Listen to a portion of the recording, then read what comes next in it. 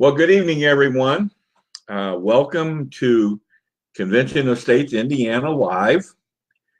This broadcast is for the Hoosier grassroots community and beyond, but we're primarily trying to reach the grassroots of Indiana. So let me bring myself on here along with the opening there. And I just want to let you know that our broadcast tonight will be once again in two segments. By the way, my name's Dale Parrish. I forgot to do that. Dale Parrish. I'm the state director here for Convention of States in Indiana. And our broadcast, like all our previous broadcasts, will be in two segments. Our first segment will deal with what we refer to as the basics of Convention of States. And these are basic concepts that everyone in Convention of States learns and teaches. So we start every broadcast with a segment here, our first segment devoted to the basics of Convention of States. Then our second segment, we're going to bring on a guest this evening, as we normally do. And our guest this evening will be one of our new region captains, Kim Webb, from the region in Annapolis, actually the greater Annapolis region. So we'll bring Kim on and talk to her about her job as region captain, and we'll also hear how Kim got involved in Convention of States. All right, well, I'm going to bring up the PowerPoint that I want to use for the basics, and I'll send the logo back out, and we'll,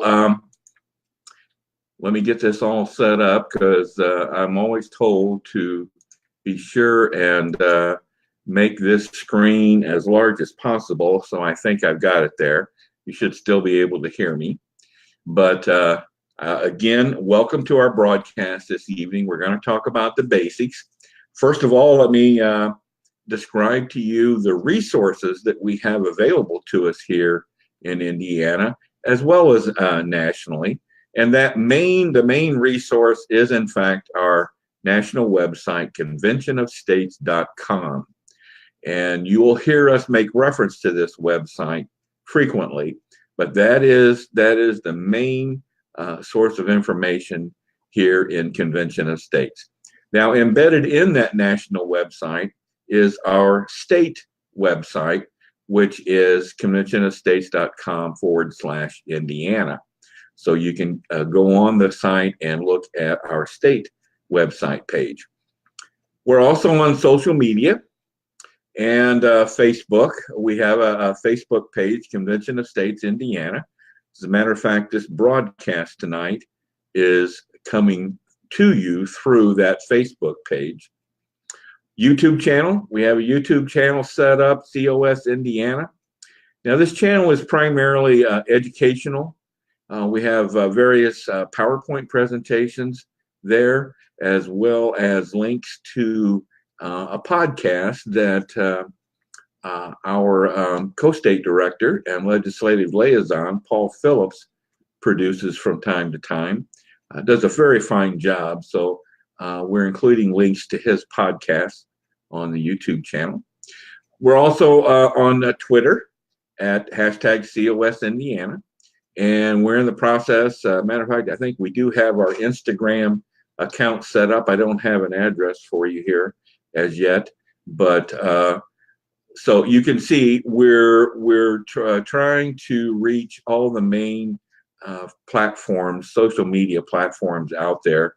So many ways to find out about Convention of States here in Indiana. Let's start it off with our vision statement for Indiana. And our vision here is to build a Hoosier grassroots community of citizens and legislators dedicated to the constitutional concept of self-governance. Now, this is our vision. This is what we always strive to achieve. And so if once you're part of our organization, you'll understand that there are goals and objectives that we have, all designed to take us toward this vision. All right, let's talk to you about a few numbers to pass on to you here in Indiana. We just in 2018 just surpassed 30,000 supporters in the state of Indiana. And we have been growing tremendously over the past few years, been growing at about a 40% growth rate, annual growth rate, unbelievable. And based on that, we have a projection of 2019 that we want to reach, we want to attain, I should say, 40,000 supporters. That's our goal for 2019. Of those supporters, we have about 2,500 volunteers. These are individuals that have indicated a willingness to help out if needed. And we then have about 32 or so people in leadership positions. We're always looking for individuals interested in taking on a leadership position. And we have many positions. They're volunteer positions, but we have many available. And here's this website again. Go to conventionofstates.com, click on the Take Action menu selection, scroll down and look at the various volunteer positions that we have. And if anyone is of interest to you, open it up, read more about it. And if you're still interested, go ahead and make application. You're not obligated in any way, but when you make application, then your name comes up on a report and one of us will be in contact with you then to further discuss your interest. So I would encourage you, please, to go and look at those positions and see if there's one of interest. We would certainly love to have you in our leadership ranks here in Indiana. Well, Convention of States basics. Our basics fall into basically three aspects, three areas: the problem, the solution, and the plan. All right, let's first get into the problem. And we're not going to go into great detail in this presentation. We're just going to skim over these things. But hopefully, and if you want more information, go to the conventionofstates.com website and you can find more information. The problem, very simply stated, we think the problem is our federal government's out of control and lacks the will and courage to address certain structural problems and the associated power that goes along with those particular problems. Now, no one party's responsible here. Both parties have contributed to this situation. Been going on for decades, not just recently, been going on for decades. Again, our federal government, our officials in the federal government, our elected officials lack the will and the courage to address this problem. Now, we define the problem by identifying abuses by the federal government. We have three abuses. Again, we're not going to go in detail here, but the first one is our national debt. I think we're approaching, we may already be there by now, $22 trillion in debt. Very little is being done about this, and this is an issue that must be resolved with debt and spending control. So the national debt, that's the first abuse. The second abuse is the administrative state, the regulatory crisis that we have. You know, the administrative state's known as the fourth branch of government now. Now, I know the current administration's eliminating some regulations, but a great deal more work needs to be done in this area, and especially in the area of curtailing the individuals involved in creating those regulations. So the administrative state, regulatory crisis. And the third one has to do with state sovereignty. When our country was founded, we were founded on a concept of dual federalism. Well, that has, and there was supposed to be a balance there, but that's all tilted in favor of the federal government. Career politicians have created a great deal to this out of balance situation. So state sovereignty would be the third area, third abuse. All right. Let's jump now to the solution. And this is what Convention of States is all about. And that is utilizing Article 5 of our Constitution for the purpose of amending the Constitution in order to address those abuses that we just talked about. Now, there are two methods of amending the Constitution described in Article 5. Let's touch on those very briefly here. The first method of amending the Constitution is whereby 2/3 of Congress proposes amendments to be made to the Constitution, proposes an amendment or amendments to the Constitution, and then those proposed amendments or amendment, they're sent then to the state legislatures for ratification. And it takes 3/4 of the state legislatures, which means 38 states, to ratify any amendment for it to become an amendment to the Constitution. I should say to ratify any proposed amendment to become an amendment to the Constitution. So this method, this is what we normally see. Okay, there is a second method described in Article 5. We're not making this up, folks. It's right there in Article 5, and that is that the states call a convention of states for the purpose of proposing amendments to the Constitution. Now, it takes 34 states, or 2/3 of the state legislatures, to make application, and we're going to talk about this in the next segment here, but to make application to hold this convention. The convention is held, amendments are proposed, and then those proposed amendments, just like in method 1, have to go through the ratification process, whereby the states ratify any proposed amendments. The requirement's the same, takes 3/4 of the state legislatures, or 38 states, to ratify any proposed amendment or amendments. Once ratified, then they automatically become amendments to the Constitution. This is what we're all about, this second method of proposing amendments. All right, the final part of our basics is the plan. And our plan is divided into two areas. The first, remember I mentioned the application that the states needed to file to hold this convention of states. Well, we've designed the application, and we want and need 34 states to make application using this application, because the applications all have to be the same. All right, that's a requirement.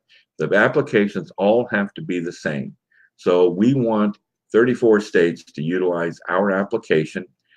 Our application, which in it is referred to as the subject matter, we address fiscal restraints. We address limiting the power and jurisdiction of the federal government, and term limits. Term limits for Congress and all federal officials, which would include the federal judiciary and Supreme Court justices. So that's our application. The other part of our plan is mobilizing the grassroots, and that's you and I out here talking to our state legislators. And as I mentioned to you, we've got over 30,000 here in Indiana. Nationally, we're at about 3.7 million. Convention of States is in all 50 states. So we're all across the nation, and mobilizing the grassroots is a major part of the structure of Convention of States in our country and certainly in Indiana. So once again, if you have any interest, please go to conventionofstates.com, click on Take Action, go down to the various positions that we have available, and get involved with us. We'd love to have you. All right, I'm going to come back now to our guest for this evening, which will be in the second segment. And I'm going to bring this young lady on to the broadcast right now. And there she is. Hi, Kim. Hi, Dale. Welcome from Indianapolis. Yes, welcome. Thank you. As I mentioned, Kim is the new region captain. Yeah. And is region captain for Region 7 in Indianapolis. And we'll get into a little more detail on that. But first of all, Kim, I like to, as I told you before, I like to ask every guest to tell us their story. How did you become your Convention of States story? All right, not your life history. Okay. We don't have time for that tonight. No, we don't. I'm old. Well, No, my convention. huh? Go ahead. I'm sorry to interrupt you. But let's start off. Tell us your Convention of States story, okay? Okay. It starts really with a lunch table of friends that we would meet every day. And most of the time, our conversation would always go back to the current events of the day and what was happening in Washington. And usually what some things we really couldn't believe were going on, and how the country kind of turned into something we really didn't recognize anymore.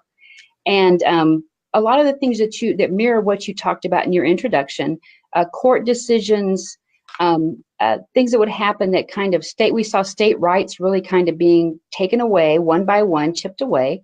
Right. And one day I remember, I don't remember exactly which event it was that led me to do this, but we just kind of talked about how we know there's some kind of movement going on to start an Article 5 convention. And I went back to my desk and I searched for a Convention of States, and I went online and signed the petition and offered to volunteer. And soon after that, I was contacted by leadership in Indiana, and that kind of started my story. I became then the district captain for District 89 in Indianapolis, and now the region captain for Region 7. All right, great. Well, we're very happy to have you on as a district captain and now region captain. And I say Kim is new. I'm telling the truth. Literally, it's only been, I guess, about a month, hasn't it? That you were, maybe not even that long, yeah. that you were made region captain. And okay, I'm going to bring up into the broadcast. We're going to try and do this, and I'm sorry that we can't get a larger map here for you, but okay. I wanted to show people where your region was, and it's if you can see this on the map, we're basically talking about the greater Indianapolis area, right? Right. Center of the state. Right. Now, this is Region 7. This is what we consider as Region 7. And it's this region, obviously being in Indianapolis, it's heavily populated. But how many districts do you have in your region? I have 15 House districts and 12 Senate districts. Okay. We are Convention of States, we're primarily organized around House districts, which there are 100 across the state. And Kim's region has 15 of those right in that center section.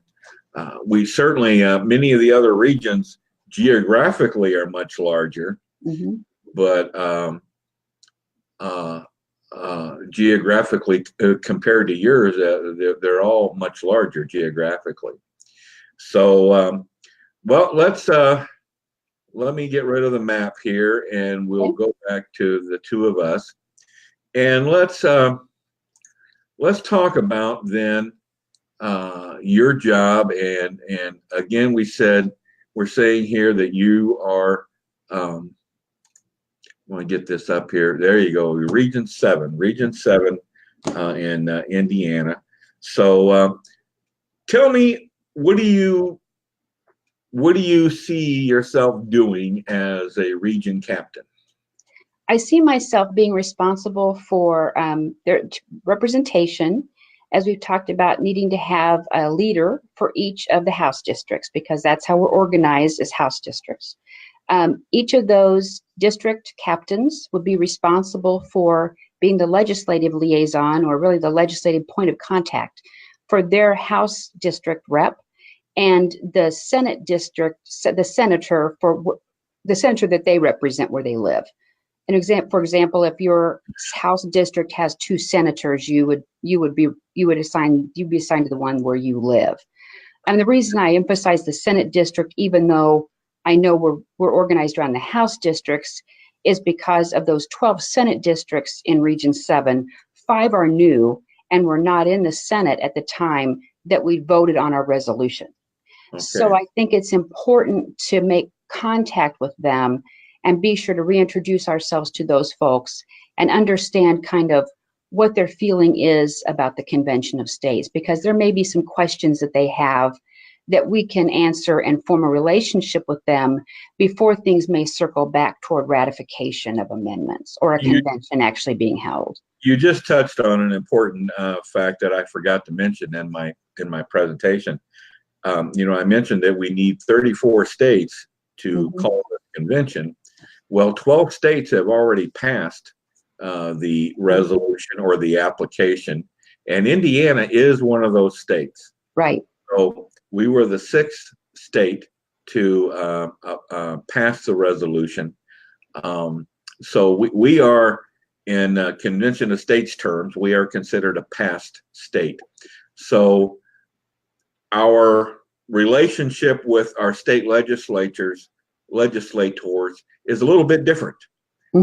Being a past state, the resolution's done, and that's over with now. So let's move on. But anyway, we'll be talking about that more in a later broadcast.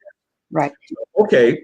Yeah, and you mentioned the district captain. Yeah. That is a very, very key position, right? Yes.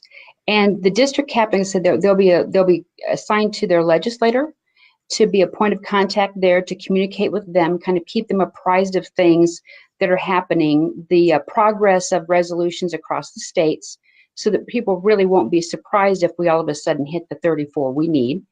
I know that 34 Ready, which I'm sure you maybe talk about in future broadcasts, gives us a good solid plan to talk to them about, and just maybe find out if there's ways we can work together for some self-governance projects maybe in their districts.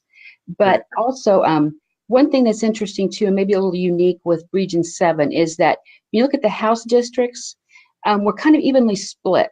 And I think that goes back to Indianapolis being so densely populated. And we have, I'd say, probably half of the House reps that are there today voted for, and then half voted against the resolution.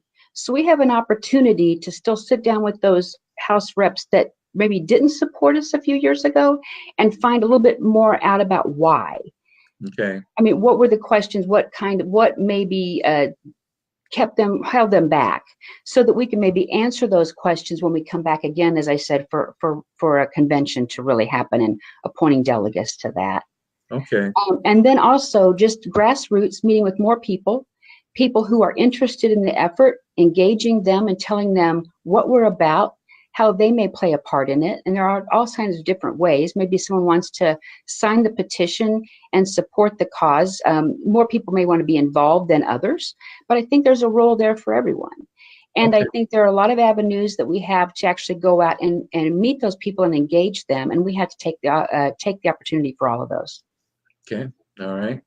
Now we you might want to touch on the training that we have available.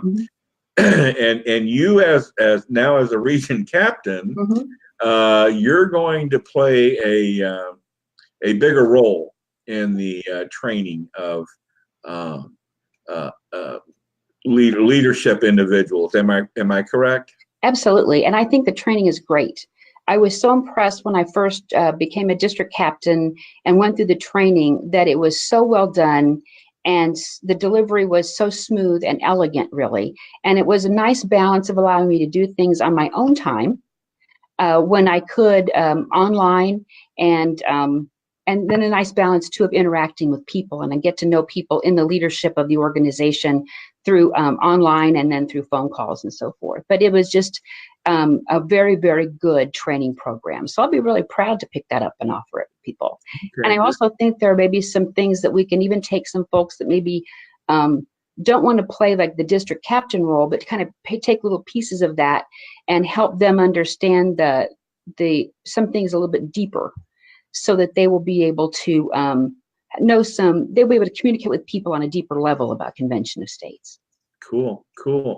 Well, I just put a comment up here. We have an individual from a district in Missouri on our broadcast tonight. So hi, James. We want to welcome him.